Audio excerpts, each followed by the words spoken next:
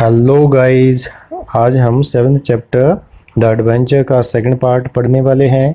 इस चैप्टर को जयंत नार्लिकर के द्वारा लिखा गया है।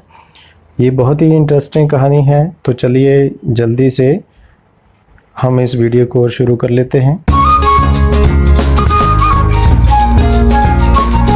गाइस, आपने पिछले वीडियो में पढ़ा कि किस तरह से गंगाधर पंत, जो कि एक्चुअल में प्रोफेसर गायटोंडे है, वो ट्रेन में बैठकर बॉम्बे जा रहा है और वो देखता है कि बॉम्बे अभी भी ब्रिटिश राज के अधीन है।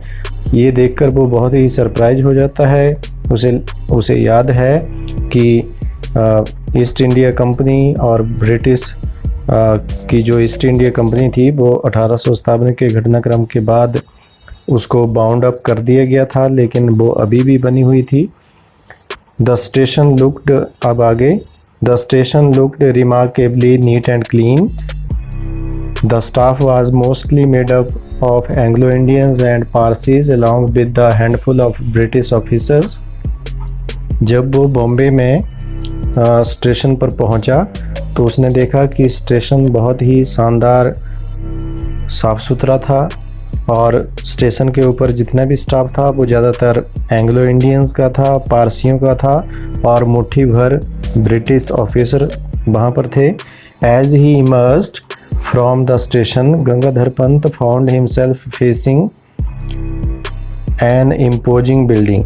जैसे ही स्टेशन से गंगाधर पंत बाहर निकला, उसने एक बड़ी इमारत को देखा। The letters on it proclaimed its identity to those who did not know this Bombay landmark। और इस बिल्डिंग के ऊपर लिखे हुए लेटर्स इसकी पहचान बता रहे थे, जो इस बॉम्बे को नहीं जानते थे। और वो लेटर्स क्या थे? East India house, headquarters of east India company. As he walked along Hornby Road, as it was called, he found a different set of shops and office buildings। जैसे ही वो हॉर्नबाई रोड पर चलने लगा तो उसे अलग तरह की दुकानें और कार्यालयों की बिल्डिंग दिखाई देने लगी। हॉर्नबाई रोड यहाँ पर दिखाया गया है, जिसका नाम अब दादा भाई नारोजी रोड रख दिया गया है। डीएन रोड या दादा भाई नारोजी रोड, इसे उस समय ब्रिटिश राज के समय हॉर्नबाई रोड के नाम से जाना जाता था। There was no handloom building, house building. Instead, there were boots and woolworth, departmental stores, imposing offices of Lloyds, Barclays, and other British banks, as in a typical high street of a town in England।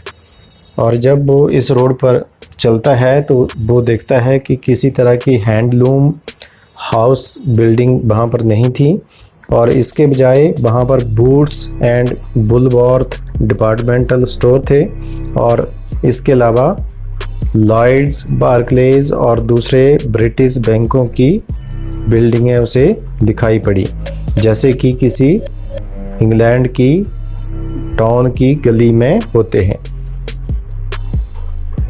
He turned right along Home Street and entered Forbes building। और इसी के साथ ही उसने क्या किया, Gangadhar Pant home street में दाईं ओर मुड़ा और फॉर्ब्स बिल्डिंग में वो एंटर किया। I wish to meet Mister Vinay Gaitonde please. और अब फॉर्ब्स बिल्डिंग में जाकर उसने क्या कहा? He said to the English receptionist. उसने इंग्लिश रिसेप्शनिस्ट से जाकर कहा कि मैं मिस्टर विनय गायटोंडे से मिलना चाहता हूँ।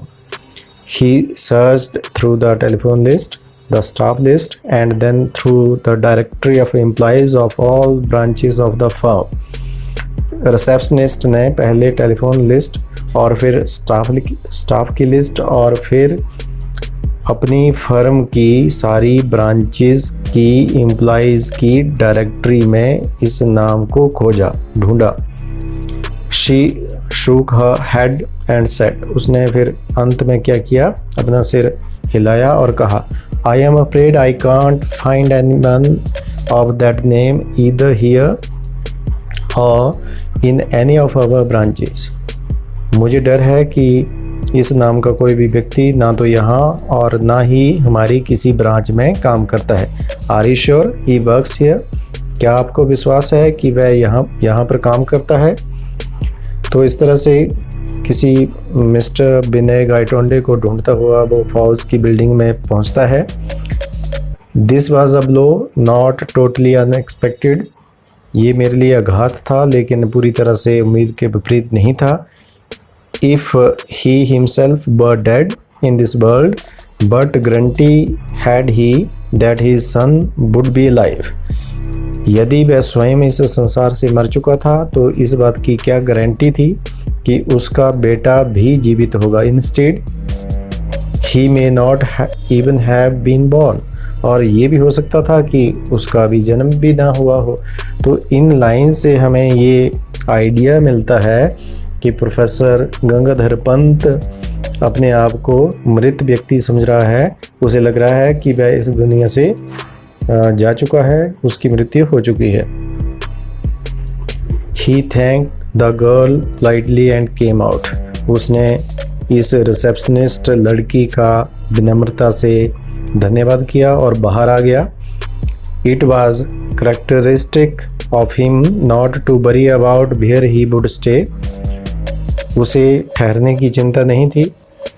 His main concern was to make his way to the library of the Asiatic Society to solve the riddle of history. उसकी जो मुख्य चिंता थी वो यही थी कि वह एशियाटिक सोसाइटी की लाइब्रेरी में जाए और इतिहास की इस पहेली को सुलझाए. Grabbing a quick lunch at a restaurant, he made his way to the town hall. जल्दी से अपना लंच एक रेस्टोरेंट में करने के बाद वो टाउन हॉल के रास्ते चल पड़ा.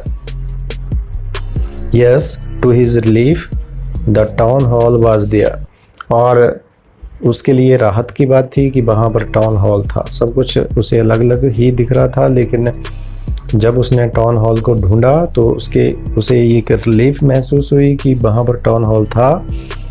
And it did house the library. और इसी टाउन हॉल में लाइब्रेरी भी थी. He entered the reading room and asked for a list of history books including his own. उसने पढ़ने वाले कमरे में प्रवेश किया और इतिहास की किताबों की डिमांड की. इतिहास की किताबें मांगी जिसमें उसकी अपनी लिखी हुई किताबें भी शामिल थी. वो भी इतिहासकार था प्रोफेसर गंगाधर पंत, इसलिए उसने सारी हिस्ट्री बुक्स को मंगाया ताकि वो उन्हें पढ़ सके और उन इतिहास की किताबों में उसकी अपनी किताबें भी शामिल थी. His 5 volumes duly arrived on his table. और इसी क्रम में जब उसने हिस्ट्री बुक्स को मंगाया तो उसकी अपनी 5 लिखी हुई इतिहास की किताबें भी मेज पर पहुंच गई. He started from the beginning. उसने शुरू से आरंभ किया. Volume 1 took the history up to the period of Ashoka. Volume 2 up to the Samudragupta. Volume 3 up to Muhammad Ghori and Volume 4 up to the death of Aurangzeb. उसने पहली किताब से शुरू किया. पहली किताब अशोक के युग तक का इतिहास बताती थी और दूसरी किताब वॉल्यूम 2 जो था वो समुद्रगुप्त तक का इतिहास था. Volume 3 up to Mohammad Ghori और वॉल्यूम 3 मोहम्मद गौरी तक के इतिहास को बताती थी. Volume 4 up to the death of Aurangzeb और चौथी किताब में औरंगजेब की मृत्यु तक का इतिहास लिखा हुआ था. ये सारी किताबें उसने अपने आप ही लिखी थी. अपनी लिखी हुई किताबों को ही वो पढ़ रहा था. Up to this period history was as he knew it. और यहाँ तक इतिहास वैसा ही था जैसा वह जानता था. The change evidently had occurred in the last volume. और उसे अब पता चला कि प्रमाणिक तौर पर जो भी बदलाव आया होगा वो अंतिम किताब में ही आया होगा. Reading volume 5 from both hands in words, Gangadhar Pant finally conversed on the precise moment where history had taken a different turn. अब इस पांचवी किताब को ये जो फ्रेज लिखा गया है बोथ हैंड्स इन बर्ड्स, इसका मतलब है शुरू से लेकर अंत तक। पांचवी किताब को शुरू से लेकर अंत तक पढ़ते पढ़ते गंगाधर पंत आखिरकार एक ऐसे सटीक क्षण पर पहुंचा जहां से इतिहास ने एक अलग मोड़ ले लिया था। अब इस पांचवी किताब को पढ़ते पढ़ते उसे एक ऐसा मोमेंट मिला, एक ऐसा क्षण मिला जहां से इतिहास ने एक अलग मोड़ ले लिया था। क्या था वो? That page in the book describe the battle of Panipat. किताब के इस पन्ने पर पानीपत की लड़ाई का वर्णन था। बैटल ऑफ पानीपत का वहाँ पर वर्णन किया गया था। And it mentioned that the Marathas one it handsomely. और इसी पन्ने पर ये वर्णन किया गया था कि मराठों ने इस लड़ाई में, इस युद्ध में बहुत शानदार विजय प्राप्त की। Abdali was routed and he was chased back to Kabul by the triumphant Maratha army led by Sadashivrao Bhau and his nephew the young Biswarao। इस विजयी मराठा सेना का नेतृत्व सदाशिवराव और उसका भतीजा यंग बिस्वासराव कर रहा था। यंग बिस्वासराव जो कि सदाशिवराव भाऊ का भतीजा था, इन दोनों के नेतृत्व ने विजयी सेना ने अब्दाली को काबुल वापस भगा दिया पानीपत की लड़ाई में हराकर। लेकिन एक्चुअल में जो घटनाक्रम हुआ है वो तो अलग है, जो गंगाधर पंत जानता है, लेकिन इस किताब में कुछ वो अलग बढ़ रहा है। The book did not go into blow by blow account of the battle itself. Blow by blow account मतलब डिटेल्ड अकाउंट। ये किताब इस लड़ाई का पूर्ण विवरण नहीं था, एक एक घटनाक्रम को नहीं बता रही थी ये किताब।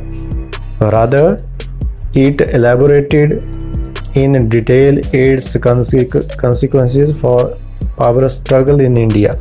और एक एक घटनाक्रम को बताने के बजाय इस किताब में विस्तार पूर्वक भारत में शक्ति संघर्ष के परिणामों का वर्णन किया था। Gangadhar Pant read through the account avidly. Gangadhar Pant ने इस सारे घटनाक्रम को बड़े ध्यानपूर्वक विस्तार से पढ़ा। The style of writing was unmistakably his, yet he was reading the account for the first time. लिखने का स्टाइल बिना किसी गलती के उसका अपना था, लेकिन फिर भी वह इस घटनाक्रम को पहली बार पढ़ रहा था। ये जो किताब वो पढ़ रहा था जहाँ पर उसने ये पढ़ा कि पानीपत की लड़ाई में अब्दाली हार गया, मराठे जीत गए, वो किताब उसी ने लिखी थी, लेकिन उसको कुछ याद नहीं था, उसको कुछ ऐसा ध्यान नहीं था कि कभी ऐसा भी हुआ था।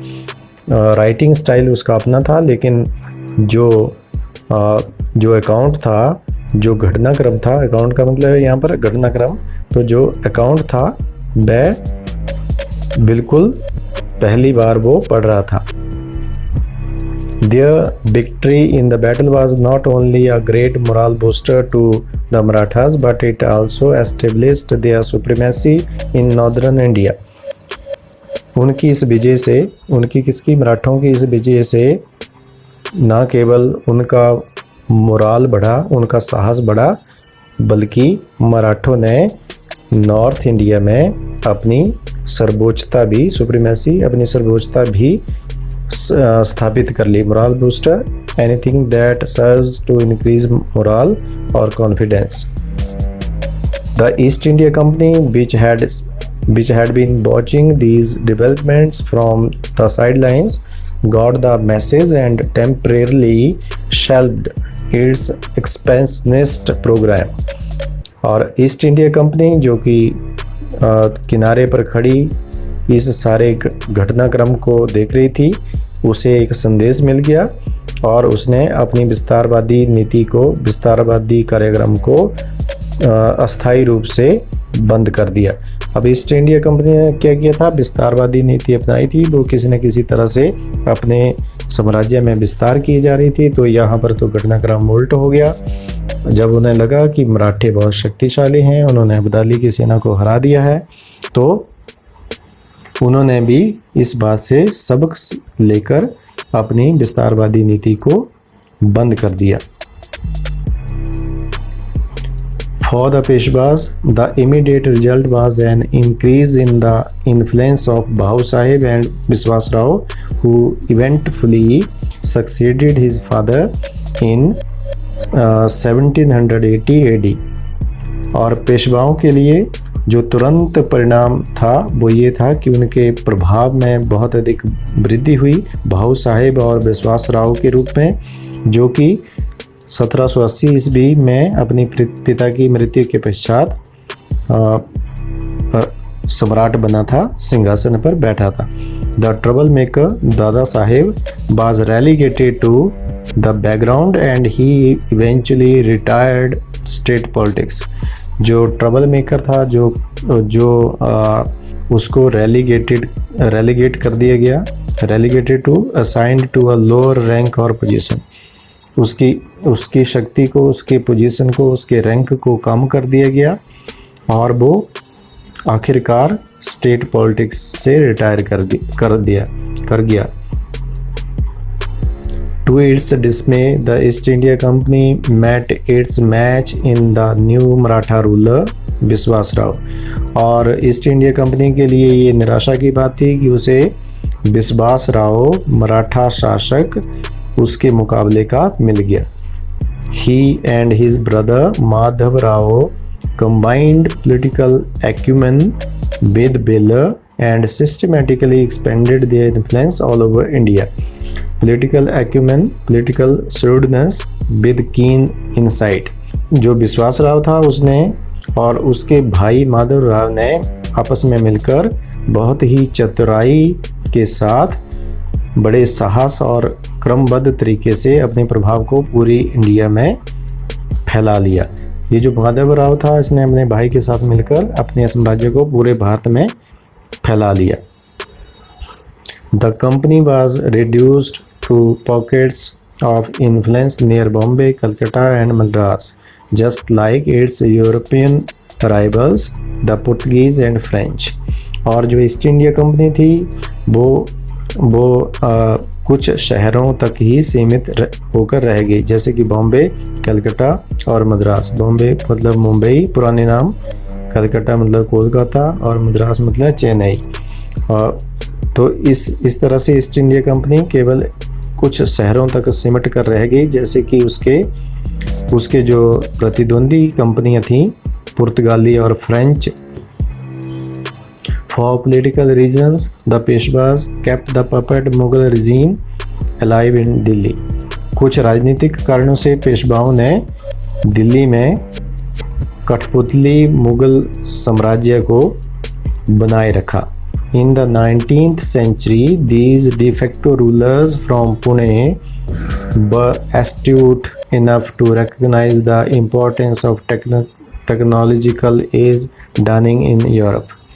और जब 19वीं शताब्दी आई तो ये डिफेक्टो का मतलब है एग्जिस्टिंग इन फैक्ट, जो वास्तविक रूलर थे, कहाँ से, पुणे से आए हुए जो वास्तविक रूलर थे, पेशवाओं के लिए कहा जा रहा है।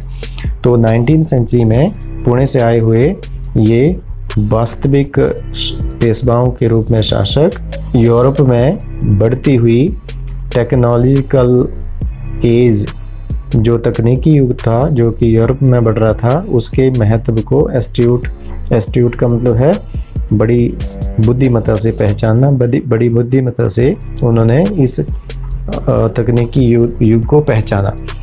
और फिर परिणाम क्या हुआ? They set up their own centres for science and technology. और उन्होंने भी अपने साइंस और टेक्नोलॉजी के सेंटर सेटअप का मतलब स्थापित किए। Here The East India Company saw another opportunity to expand its influence।